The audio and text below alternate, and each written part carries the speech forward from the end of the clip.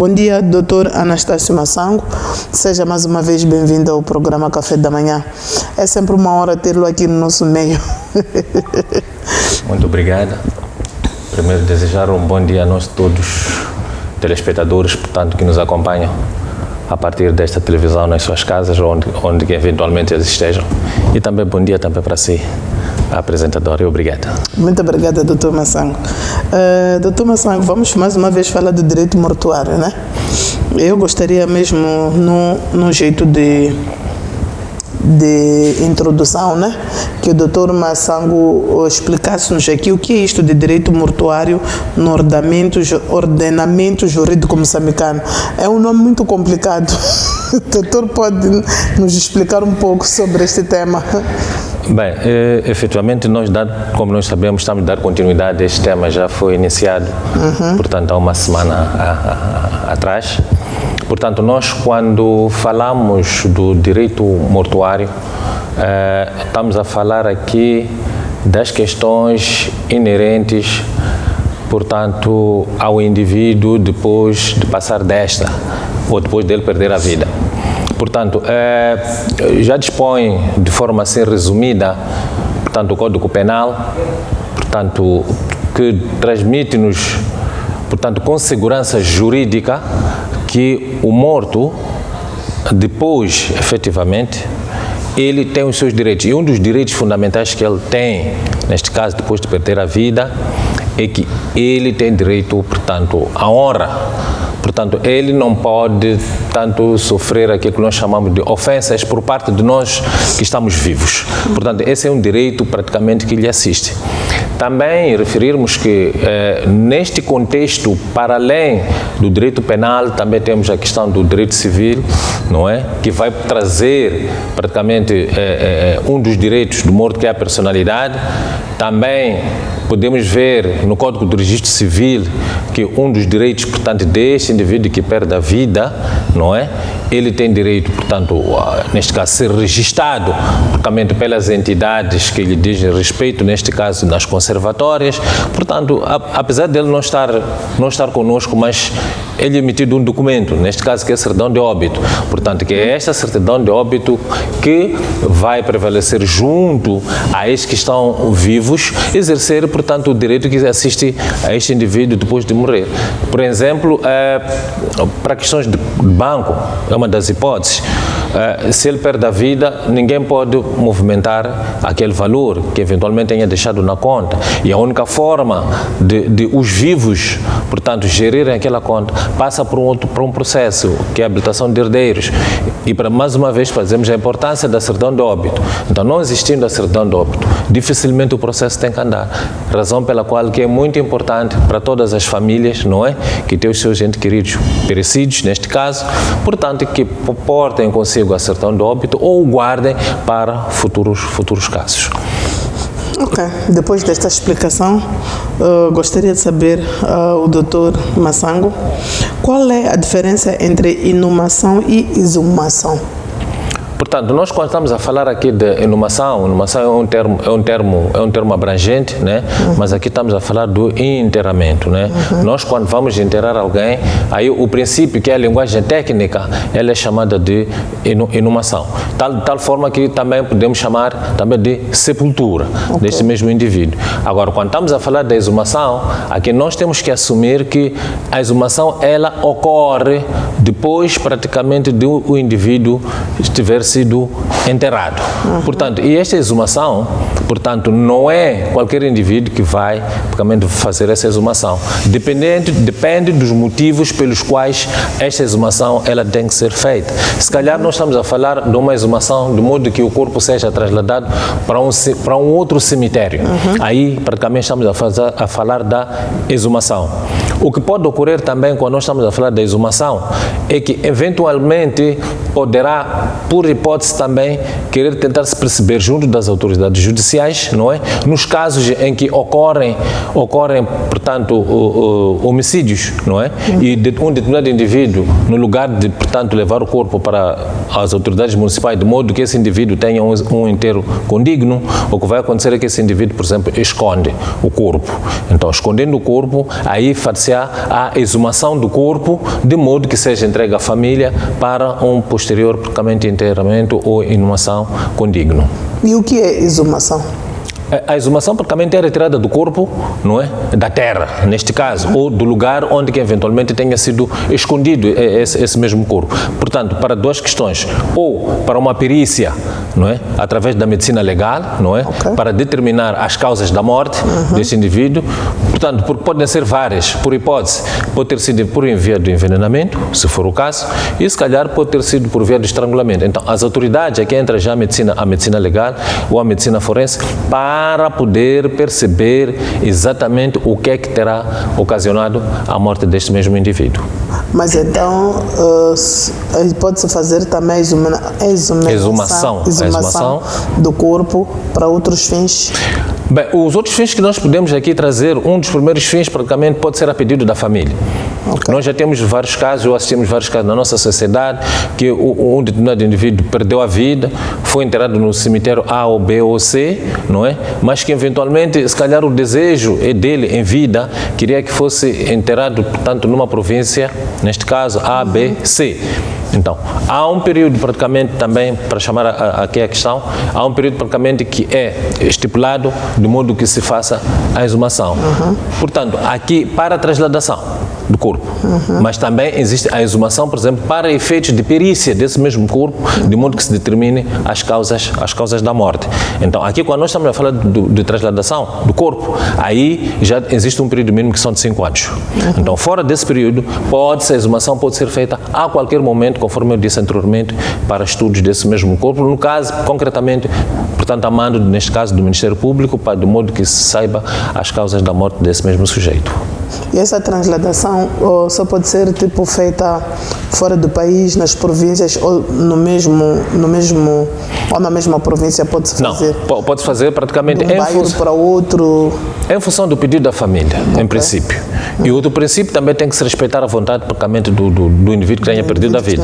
Porque eventualmente ele pode dizer que se eu perder a vida, ele neste caso, pretende ir para uma província A ou B ou C.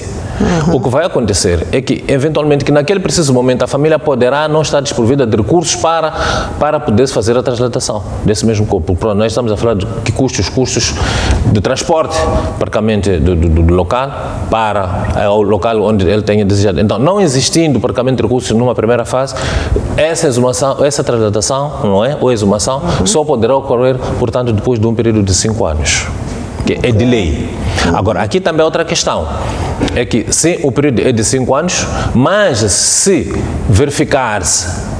for verificado que, praticamente, o corpo ainda não está em total decomposição, não é? Aí tem que se aguardar mais um período, de modo que, praticamente, o corpo esteja em decomposição, de modo que seja feita a transladação deste mesmo corpo.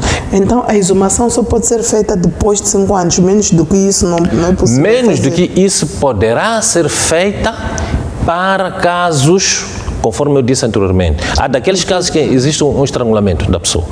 Ou, portanto, por envenenamento. Portanto, e o indivíduo, o que praticou esse crime, esconde o corpo. Tá bom. Aí a exumação já é feita, portanto, mediante as autoridades judiciais.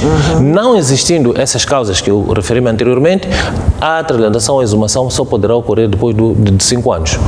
E aqui também há que dizer o seguinte, que há vários fatores também que podem concluir ou que podem incidir para que o corpo praticamente não entre em decomposição durante o período de 5 anos.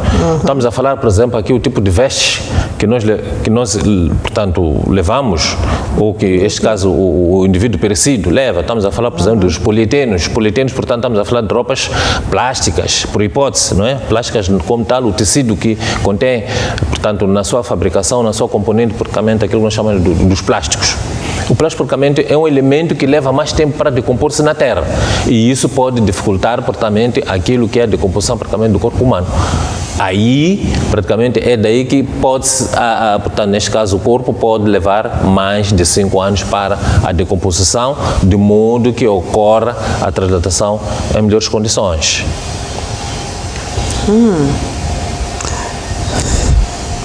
Você que está aí em casa também pode participar desta conversa através do número 85 56 85 210.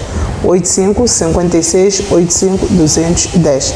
Pode também deixar aí ficar as tuas dúvidas, deixar ficar as tuas questões. Também não esqueça de partilhar conosco as experiências que já teve nestas situações em que estamos aqui a conversar. Dr. Massango, saindo já da inumação e exumação, acredito que o telespectador lá em casa já percebeu bem. Eu gostaria de saber o que poderá ser sepultura temporária ou perpétua. Bom, se nós formos a perceber, para nós que vamos, portanto, a esses locais, estamos a falar dos cemitérios, nós podemos encontrar aquilo que nós podemos encontrar as ditas, portanto, perpétuas, não é? Uma sepultura perpétua ou uma sepultura temporária. Temporária, praticamente, é esta que nós vamos chamar de 5 anos. Essa é temporária. É temporária. A perpétua, praticamente, ronda por aí mais ou menos por 50 anos. Isto como é que ocorre? Se eu tenho uma sepultura perpétua, onde é que eu tenho que pagar as taxas da reserva, de uma linguagem assim mais ampla, porque também estamos a falar da reserva do Coval, neste caso. Se tenho o meu familiar por ali, praticamente enterrado, eu vou pagando as taxas pelo tempo que eu achar. Mas já daquelas questões que, pronto, eu só vou pagar para 5 anos, e daí depois de 5 anos, portanto, é meu familiar sim, portanto, a ligação, praticamente, ela já não existe, então aí nós estamos a falar de uma sepultura temporária. Quando estamos a falar praticamente de sepultura perpétua, é aquela praticamente que poderia ser de uma linguagem mais clara que portanto, não tem um término.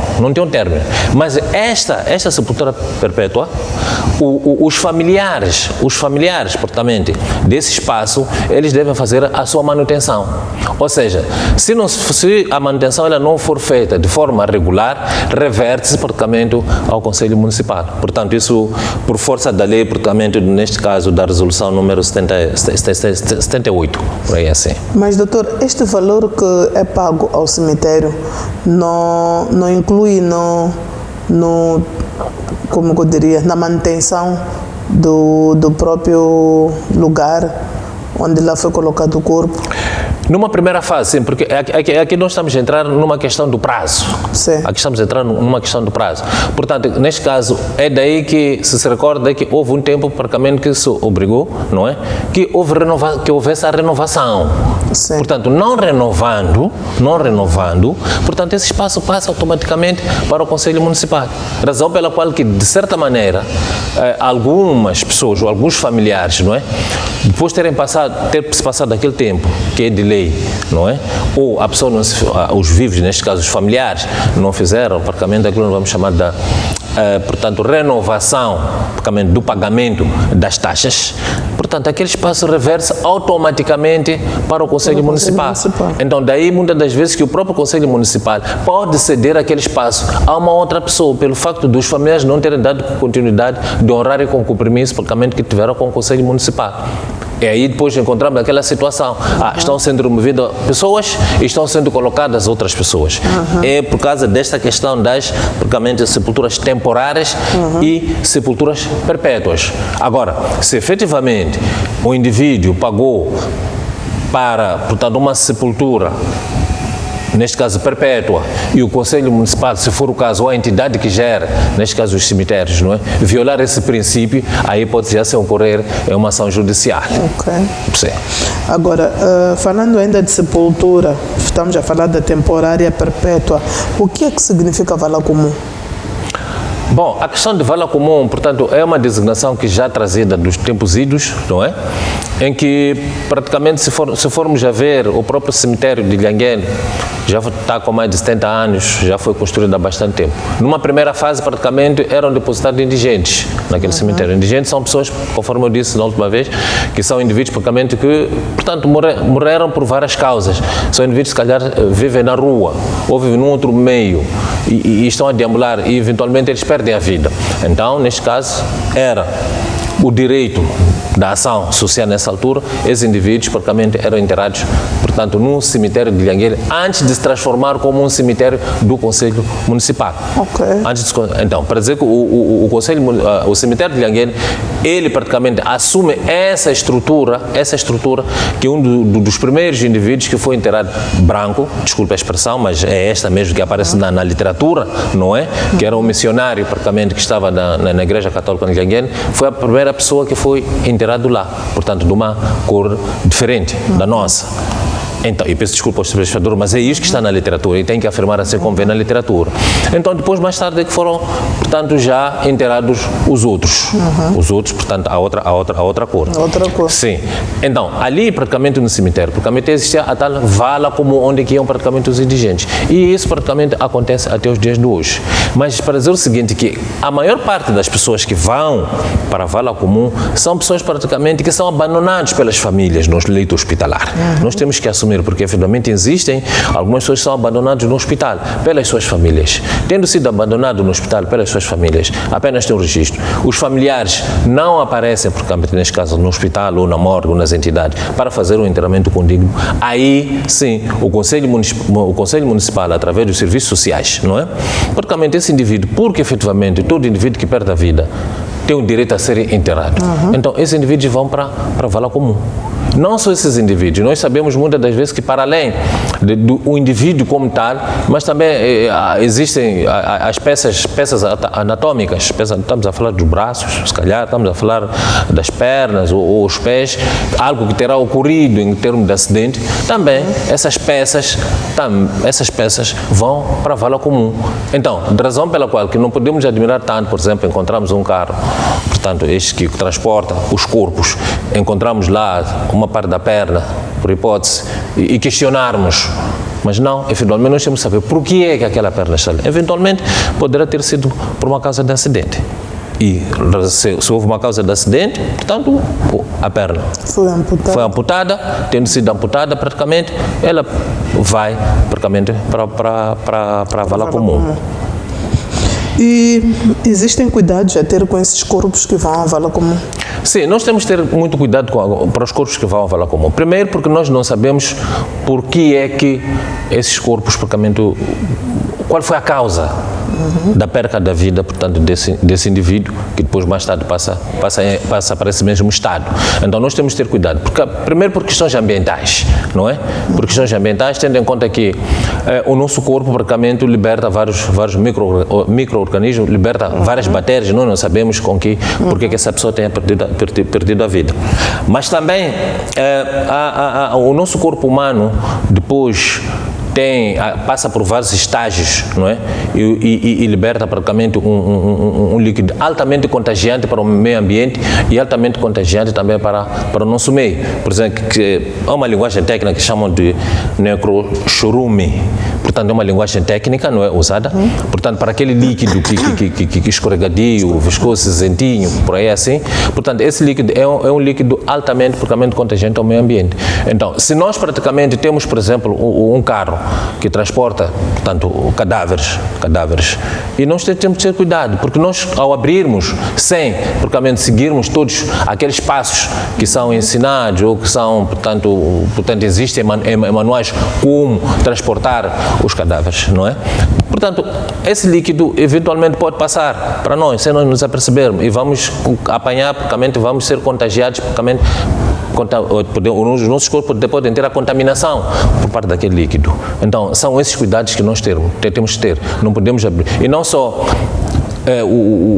portanto, os agentes da saúde também têm as luvas para poderem se proteger, têm as máscaras também para poderem se proteger. Então, se um indivíduo qualquer, né, neste caso, não tem luvas, não tem a máscara e vai abrir praticamente aquele carro, não é, que transporta praticamente esses cadáveres, aí, efetivamente, corremos o risco de termos uma contaminação praticamente no nosso meio. Também referir o seguinte, que muitas das vezes lá encontramos vários corpos que eventualmente têm perdido a vida. E não só.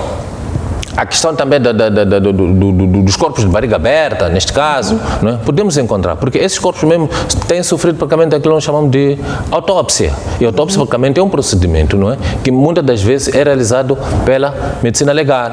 E depois, pronto, nós ficamos admirados o que é a autópsia, como é que ela ocorre. Muitas das vezes a autópsia, ela ocorre praticamente em barriga aberta, em forma de Y. Então não é porque efetivamente era ocorrido algo estranho naquele mesmo corpo. Não, mas são procedimentos médico-legais de como praticamente realizar-se uma autópsia. E aí onde é que vamos... Mas depois de abrirem a barriga, depois fecha-se. Pode-se fechar, mas também dependendo da natureza, também depende do tempo, aliás, que eventualmente este corpo tenha estado para a autópsia. Porque a autópsia não é só apenas rasgar a barriga apenas, né? Porque a autópsia requer várias fases. Temos a autópsia da parte interna e temos a autópsia a parte externa. A parte externa, praticamente, neste caso, numa autópsia, é a avaliação, praticamente, dos tecidos, portanto, externos, não é?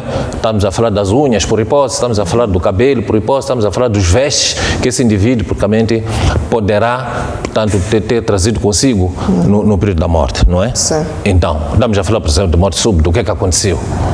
Estamos a falar de envenenamento, o que é que aconteceu? E depois, mais tarde, vai-se fazer aquilo que é a autópsia interna. E a autópsia interna, efetivamente, é aquilo que eu disse anteriormente, que é a abertura em forma de Y. Eu acho que a medicina pode explicar muito mais melhor esse posicionamento, não é? Em forma de Y, e, portanto, vai-se fazer o estudo de cada órgão. Vai-se fazer o estudo de cada órgão, que é retirado para fora, se estuda o órgão, e no final desses órgãos são de novo devolvidos praticamente para o dono, neste caso, portanto, a pessoa que já não está conosco em vida. Então, portanto, essa questão de o carro, portanto, transporta e depois mandarmos o carro parar para vermos o que é que tem o carro, depois vemos que são pessoas, depois fazer um questionamento. Bom, se calhar como é que eu vou dizer, é moral, mas para mim isso é uma questão antimoral, neste caso, né? Porque esses corpos todos têm procedimentos, esses corpos alguns não foram reclamados pelos familiares, alguns são indigentes. Então, esses indivíduos têm também direito... Esses corpos também que são achados na rua. Sim, então, para ser o seguinte, que esses indivíduos todos têm direito a um funeral condigno. E esse funeral condigno, portanto, são remetidos, não é? Portanto, junto a esta vala comum que nós afirmamos anteriormente, não é? Tem as suas etiquetas, conforme eu expliquei a última vez, no sentido de, em caso de reclamação de um seu familiar que aparecer com provas evidentes, não é? Pode-se reclamar, pode-se de novo voltar, aí voltamos para essa questão de exumação do corpo. Exumação do corpo. E com a etiqueta consegue identificar o seu... E depois, não só pela etiqueta, portanto, porque esta questão da medicina legal, portanto, ela é vasta, tem, portanto, várias interligação, não é? Aqui, por exemplo, devemos falar da questão de antropologia forense. A antropologia forense também, ela pode identificar um corpo tal com os seus 50 anos de passagem. É possível, desde o momento que se faz o ADN, não é? Portanto, pode-se localizar quem são os familiares. Sim, temos várias disciplinas que ajudam praticamente para a exumação do corpo. Mas, doutor, falando de exumação, tratando de vala comum, já percebi que na vala comum não vai um único corpo, né? Tem um carro específico que leva um determinado número de pessoas que perderam a vida, né? E tratando de vala comum, é possível fazer a exumação e identificar o corpo, ainda se tirar o corpo, ou então tem que se esperar os tais 5 anos? Não, é assim. Conforme eu disse anteriormente, a pessoa perdeu a vida, não é? Conforme eu disse, por estrangulamento ou por homicídio, não é? O indivíduo que pratica o crime enterra a pessoa. Aí não está na vala comum, mas está numa sepultura única. Não é? Tem o seu tempo. que está na Terra. Okay. Estando na Terra e fazendo-se uma investigação mais profundo e descobre-se que, afinal de contas, este corpo está no sítio X, vai-se fazer praticamente a exumação desse corpo. Estou a falar da sepultura única. Mas quando nós estamos a falar da vala comum, nós temos que perceber que esse corpo não é só atirado, não é só chega-se lá, atira-se pura e simplesmente, atirar-se o corpo, não é bem assim. Portanto, há uma sequência que ela é feita, não é? Há uma sequência que é feita desde a arrumação do próprio corpo. É isso que vai facilitar a identificação. Dizer o seguinte, que efetivamente a questão de exumação é um trabalho delicado. É um trabalho delicado, não é uma questão de chegar, abriu, não. Mas por causa desta identificação, efetivamente ele poderá estar sobreposto sobre outros corpos. Exatamente. Então, se estando sobreposto sobre outros corpos, tendo a sua identificação, este é o A, este é o B, o registro é o 3000 e quantos, por aí assim, a causa praticamente é esta, e vai-se fazer a comparação, ou do ADN, para descobrir se efetivamente aquele é o próprio familiar. Mas, indo com os familiares para lá, alguma coisa vai fazer. É daí que, quando se faz a questão da autópsia, a primeira parte, que é a parte externa, faz-se de tudo. Verifica se esse indivíduo tem tatuagem, verifica se esse indivíduo tem uma cicatriz e por aí assim. São esses elementos externos que vão ajudar a família à identificação do corpo. Ok. Você pode continuar a fazer parte do nosso programa. Você pode enviar mensagens para o número 8556-85-210. Pode enviar as suas questões e o Dr. Massango está aqui para nos ajudar a responder. E, Dr. Massango, quais são os cuidados que temos que ter com os corpos que vão à vala comum? Esses corpos são lavados como um corpo, quando é um único corpo? Como é que isso acontece? Bom, é assim, nós aqui, conforme dissemos, nós temos que ter cuidado. Os agentes da saúde, eles já estão instruídos praticamente como se cuidar praticamente desses mesmos corpos. Okay. Porque os corpos têm vários tipos de doença e cada corpo tem a sua causa da morte. Cada corpo tem a sua causa da morte.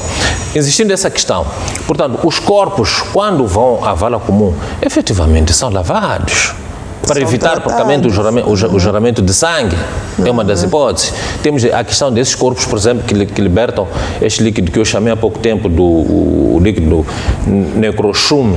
Portanto, esse líquido praticamente não pode, porque é o mesmo líquido que muitas das vezes os que residem ao pé do cemitério dizem que não, portanto os corpos estão a cheirar. Este líquido praticamente é o líquido que consegue se transpor para cima, porque é um líquido praticamente muito forte, razão pela qual que para se fazer, portanto neste caso, ou para se indicar um determinado local que para que seja um cemitério, não é? Tem de se fazer primeiro um estudo de impacto ambiental, para que a contaminação praticamente dos solos, não é? Não praticamente não se alastre também para, portanto, as famílias que estejam praticamente ao redor, praticamente da zona de cemitério. É certo que em alguns casos, as pessoas que apareceram, não é? Ao longo dos cemitérios, mas se formos a olhar para o cemitério de Lhanguene, primeiro foi o próprio cemitério a estar lá, e mais tarde as populações é que foram aparecendo. Agora, no caso daqueles cemitérios familiares que são feitos até nas casas, existem cuidados a ter sobre isso? Bom, o que nós temos de ter é o seguinte, nós aqui temos algumas práticas, se calhar aí íamos entrar um pouco no direito costumeiro. A pergunta é, os nossos avós, como é que eles praticamente cuidavam dos corpos? Sim.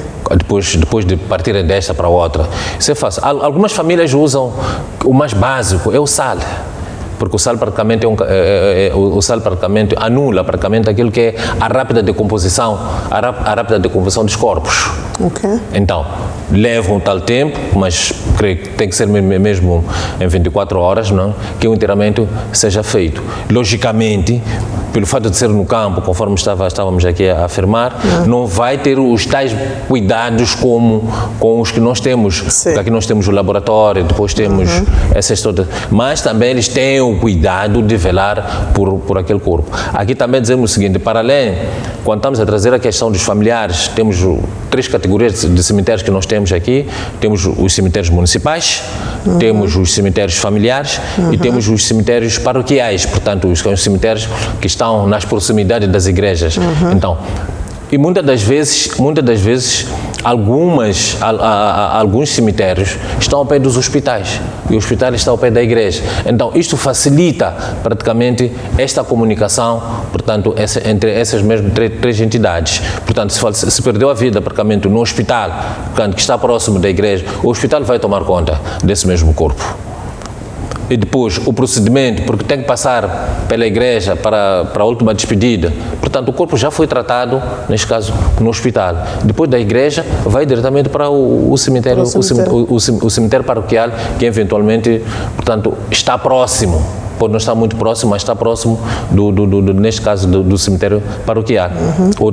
Então, em função dessa questão toda, vai-se avançar com todos esses pressupostos que nós anunciamos anteriormente. Agora, para os cemitérios familiares como tal, e muitas das vezes, em alguns casos, esse cemitério familiar, o familiar perdeu a vida no hospital.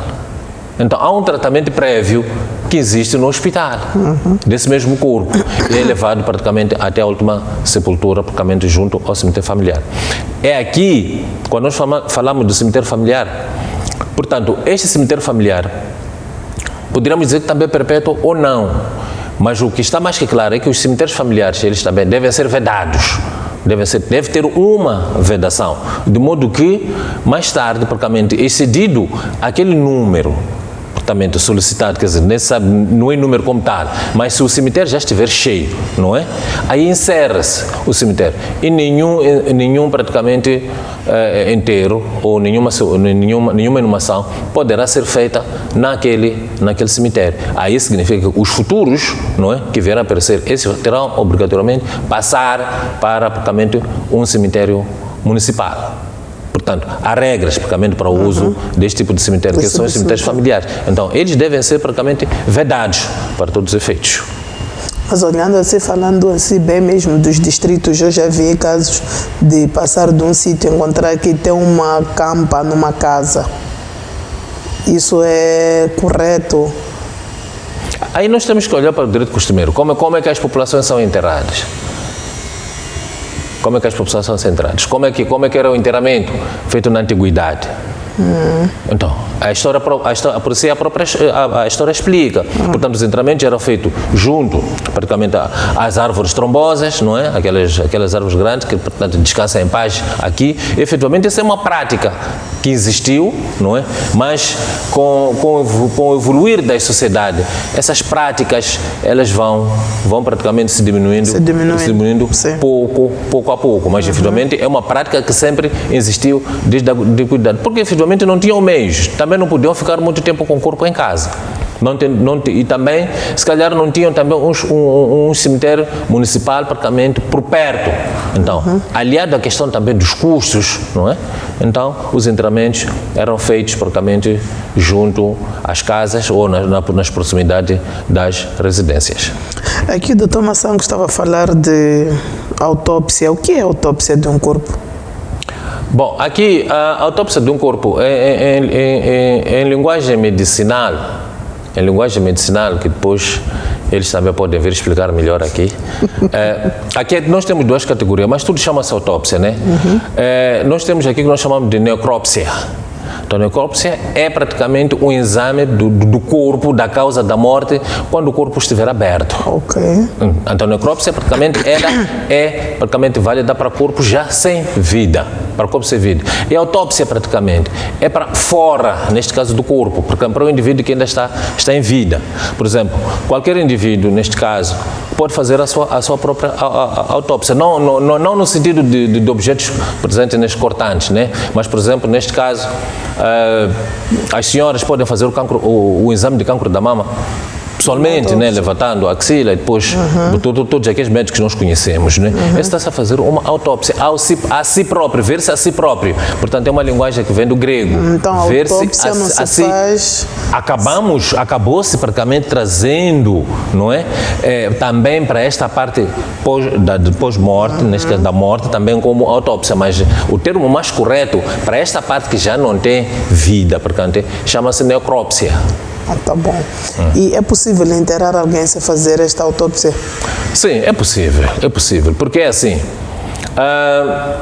quando alguém está doente, vamos pegar esse caso em concreto, quando alguém está doente, há um boletim clínico. E o boletim clínico traz consigo praticamente todo o percurso que este indivíduo teve em vida, não é? Até a causa da morte, se perdeu a vida no hospital.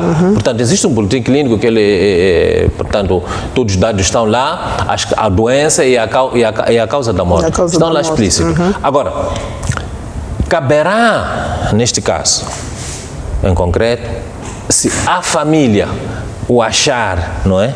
Achar que, pronto, nós queremos a realização da autópsia para saber efetivamente qual foi a causa da morte. Ou por outra também, e aí o Ministério Público também entra, né? Para poder determinar exatamente a causa da morte. É aí onde é que se faz, avançamos com esta parte já da medicina legal, em que nós vamos verificar, vai-se verificar, aliás, as partes externas, a questão do pescoço, portanto, se foi um estrangulamento, se tem algumas marcas no corpo que eventualmente tenham, a questão também, esta medicina legal também ajuda quando trata de uma violação, praticamente violação, neste caso das senhoras, e faz também a medicina legal, não é? E imagina, ela vê perder a vida, também faz praticamente. Portanto, é um conjunto de processos, portanto, que são emanantes praticamente na medicina legal, de modo que se determine quais são as causas da morte deste mesmo indivíduo. Então, é possível fazer a sepultura sem que tenham feito a autópsia?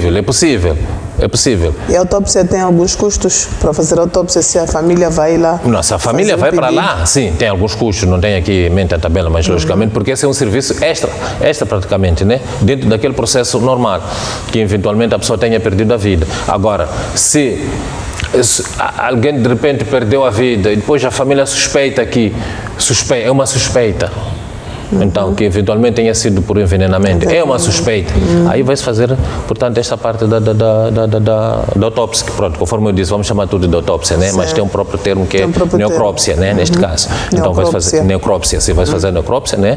Que é o estudo praticamente já da pessoa que já não está conosco em vida, para se determinar a causa. E essa autópsia praticamente o método mesmo, vai ter que fazer a barriga aberta, neste caso em forma de Y, vai-se buscar quais são os elementos que eventualmente poderá conter, portanto, vai tirar um elemento por um elemento, de modo que, praticamente, se determine a causa, efetivamente, da morte desse mesmo indivíduo. E depois emite-se o relatório, praticamente, neste caso, se for o caso ao Ministério Público, não é? De modo que se dá os procedimentos contínuos. Doutor, mais uma pergunta. Imagina que a pessoa morre no hospital, né? E os médicos têm alguma dúvida da causa, eles querem fazer esta necrópsia. Eles podem fazer ou precisam primeiro? Eles podem fazer, mas também devem informar a família. Ok. E aí já não envolve nenhum custo? Aí já não envolve nenhum custo. Porque muitas das vezes nós temos que assumir que a ciência evolui e a única certeza que nós temos de descobrir praticamente o homem, a única certeza que nós temos de descobrir o próprio homem, o que é estudá-lo. E muitas das vezes esse estudo é feito depois da pessoa ter perdido a vida. E isso é muito bom, porque para poder ajudar a medicina, no sentido de ela também, em algum momento, poder descobrir as causas, o que é que causou a morte. Neste caso, estamos a colocar de fora a hipótese de envenenamento, mas estamos a colocar a hipótese de morte natural. O que é que fez? Cardiovascular, o que é que aconteceu? O que é que aconteceu? Para ter, por exemplo, uma paragem cardíaca, de repente, o que é que aconteceu? Teve um formigueiro, se calhar, depois, o que é que causou com que, o que é que fez com que tivesse esse indivíduo, o formigueiro, até de modo que, portanto, perdesse a vida. De repente, o indivíduo está a andar, caiu, pronto, é um adeus, não volta mais. Então, uma das causas não é só chegar e meter-se na gaveta, não. Mete-se na gaveta assim, não é? Do hospital, mas depois tem que tentar se perceber qual foi a causa. E a família, até podem chamar a família, não, nós queremos perceber qual é a causa que fez com que esta pessoa caísse ou perdesse a vida. Admitem, faz esse todo o trabalho, depois emite o relatório, se for o caso, pode entregar à família. E se calhar, de algum momento, até podem dizer que não, o que fez com que este indivíduo, afinal de contas, é uma doença hereditária, por hipótese. Então, a família aí já vai passar-se a cuidar que, portanto, daquela mesma doença. São os cuidados que devem ter. Às vezes a pessoa pode estar a andar, no entanto, se tem aquela doença hereditária. Se for hereditária, mas isso só pode ser praticamente dito, analisado praticamente pela medicina. E falando, doutor, aqui das sepulturas, o que é um jazigo familiar? Bom, é assim, quando nós falamos de jazigo familiar, se formos a ver em vários cemitérios, estamos a falar dos cemitérios municipais, não é? Temos, quando éramos crianças, dizíamos que no cemitério tem casas. Então, são aquelas casas de uma linguagem comum, são aquelas casas que estão praticamente alocadas ali no cemitério, aquelas casinhas que nós vemos. Aqui chamam-se praticamente de jazigos.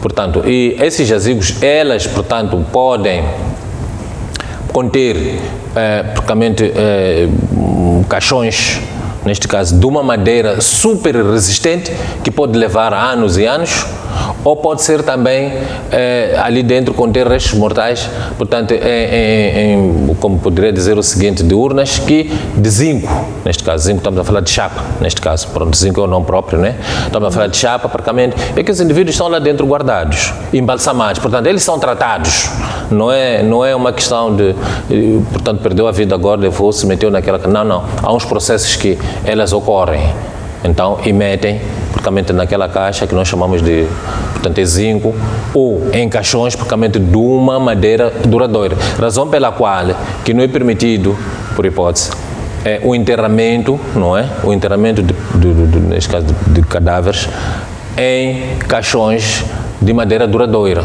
porque isso faz com que o corpo leve mais tempo para a sua decomposição. Mas sem estar e se não enterrarem, não leva muito tempo?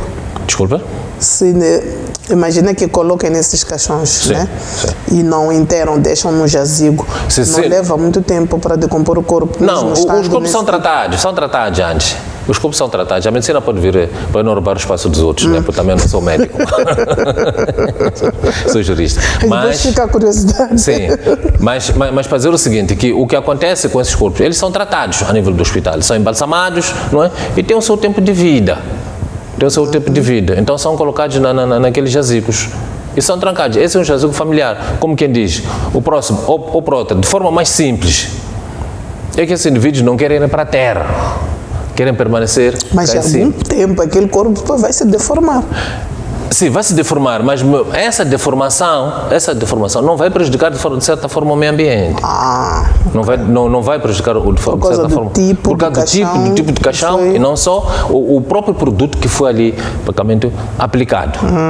O que vai acontecer a um determinado tempo, vamos encontrar as ossadas, claro, não é? As ossadas estão lá, não é? É daí que as entidades municipais intimam as pessoas, os familiares, de modo que cuidem daquele mesmo jazigo.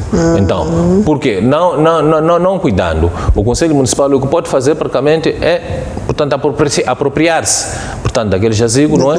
E o que vai acontecer é a incineração praticamente daqueles corpos que estão lá. Aí já estamos a falar das ossadas, não é? Os ossos vão ser retirados, não é? E, portanto, vão ao crematório, não é? E, portanto, eles são incinerados, assim aí como os próprios vestes. Não podem ser enterrados. Já não podem ser enterrados. Okay. Bom, dependendo da negociação que pode haver com a família pode dizer o seguinte, já não estamos em condições de manter este corpo aqui neste jazigo, já passa muitos anos, se calhar são os trisnetos que já estão fazendo isso. É só vermos, por exemplo, no cemitério de Lhanguene, quanto tempo passa com aqueles que, infelizmente, que alguns estão sendo vandalizados, infelizmente, para retirada de alguns objetos de adorno, porque esses indivíduos, nos tempos, praticamente, eles eram enterados com alguns objetos de adorno. Então, alguém, se calhar, pensou que lá houvesse algum, então são vandalizados. Mas também, portanto, a entidade que gera o cemitério notifica praticamente os familiares, porque alguns até existem. É daí que, se for há de ver que passar por lá, há de ver que alguns jazigos, portanto, estão aí bem reabilitados, porque os donos foram notificados. Então, estamos a falar do jazigo familiar.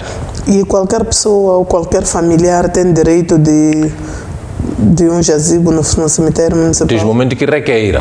Tem custos.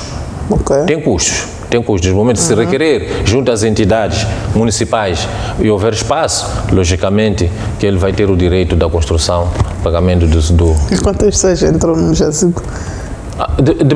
Depende do formato, se calhar umas 6 pessoas ou 4, depende do formato, porque aquilo é uma espécie de um tipo zero, digamos assim, tipo zero, mas tem prateleiras.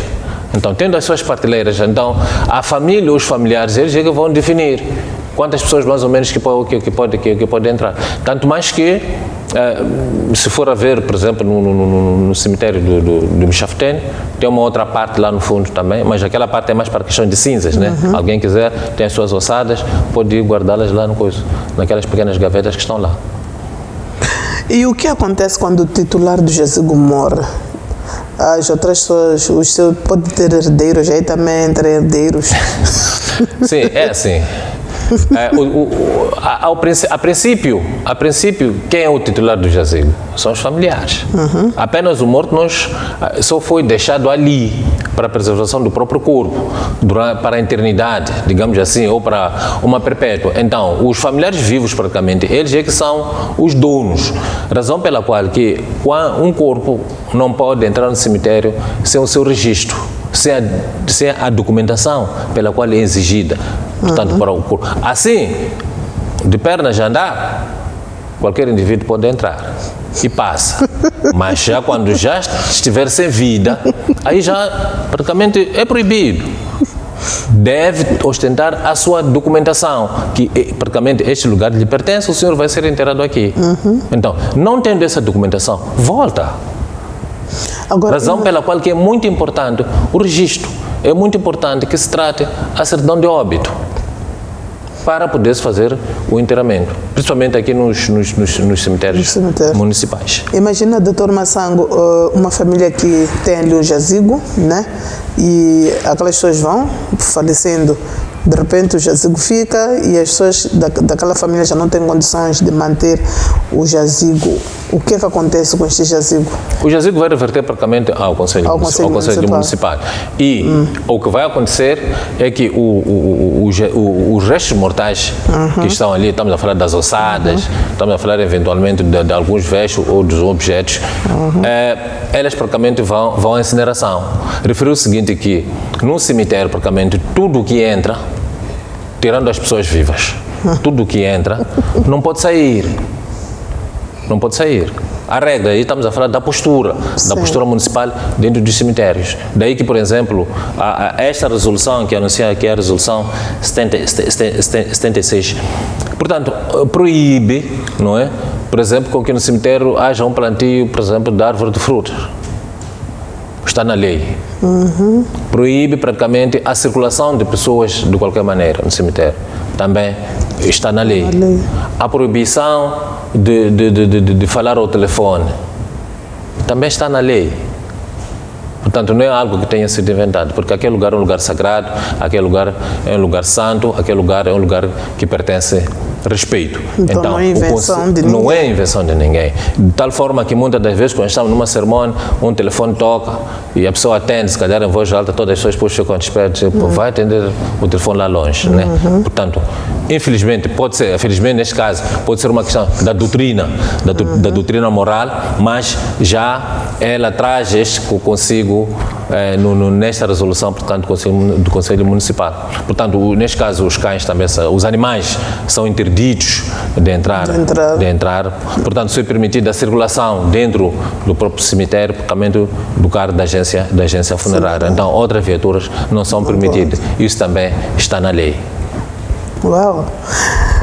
Doutor Massango, estamos mesmo a terminar, estamos a passos largos. Estamos quase ao final do nosso programa, mas eu gostaria aqui de terminar com uma questão. Imagina que alguém perde a vida, né? E a família não tem valores para custear aquelas que são as despesas para o cemitério municipal. Essas pessoas podem fazer esse enterro num quintal? Não, nós temos aqui, portanto, nós estamos numa cidade, razão pela qual que existe a postura municipal para os enterramentos. Aí estamos a falar praticamente do cemitério, que toda a gente deve ser sepultada no cemitério. E o que é feito com esta família? Bom, conforme disse anteriormente, pelo menos a família deve ter um valor para a compra da sepultura. Estamos a falar do caixão. A ação social, nós temos os serviços sociais, existe a ação social, existe o Ministério também de Gênero e Ação Social. Eu penso que as pessoas podem, porque, portanto, este aqui é o papel dessas entidades, né? E não só, pode também, por hipótese, trazer uma declaração do bairro, a dizer que essas pessoas não têm condições, são pobres, digamos assim. Sim. Não têm condições para a realização. Mas não pode em nenhum momento, se não tiverem nenhuma ajuda, ver o caso de ir para na vala comum por causa disso. Aí os que vão para a vala, como eu frisei aqui muito bem, são os corpos abandonados pela família. Abandonados. Infelizmente, sei que acontece, não tenho conhecimento. Sim, não tenho conhecimento. Mas toda gente que perde a vida tem o direito de um cemitério, neste caso, do enterro ser sepultado, do enterro contínuo. Razão pela levantando esta questão, há dias o próprio Conselho Municipal veio ao público, não é, a dizer a eliminação das taxas de enterramento. E a eliminação das taxas praticamente da reserva do corpo praticamente na morgue, para responder a esta questão que aqui está sendo levantada. E famílias que não têm posse, o que é que vai acontecer? Então, nós não podemos aqui ficarmos com o corpo porque a família não tem. A família vai realizar, pelo menos, o básico, neste caso. Exatamente. A pessoa perdeu a vida, foi guardada, praticamente, neste caso, na gaveta, foi retirada e foi sepultada. Não vai se impedir esse indivíduo de sepultar o corpo pelo fato dele não ter valor monetário. Então, eu penso que o Conselho Municipal também por aí está de parabéns. Depois também temos os bairros que podem ajudar. Temos a vizinhança. Por isso que é muito bom interagir sempre com os municípios vizinhos. Sim. Sim. Dr. Massango, com muita tristeza que temos que terminar o programa. Este tema, de facto, é algo que a gente precisa de aprender, porque às vezes acabamos nos metendo em situações desnecessárias. Gostaria que deixasse aqui breves considerações para aqueles telespectadores que estão ali sentados a ouvir tudo aquilo que o Dr. Massango partilhou. Bom, como breve consideração, dizer o seguinte, que efetivamente esta abordagem que estávamos a trazer aqui é uma abordagem que está dentro daquilo que são as normas, daquilo que é a legislação. Portanto, existe a legislação sobre o direito mortuário, só que esta legislação praticamente ela é de forma esparsa, ou seja, ela está espalhada. Então, o que nós fizemos aqui foi tentar trazer ao conjunto todo ele, de tentarmos explicar o que é isto do direito mortuário. Dr. Massango pode mesmo, em jeito de despedida, mandar um abraço, cumprimentar alguém que está lá, alguém que se calhar o Dr. Massango disse amanhã vou à TV, fica aí para assistir. Bom, de forma mais abrangente, mando abraços para toda a minha família, porque afinal de contas a família é que é o nosso alicerce do dia a dia. E a todos também que nos assistiram nesse programa, e estamos abertos nas próximas vezes para outros debates. Obrigado. Muito obrigada, Dr. Massango.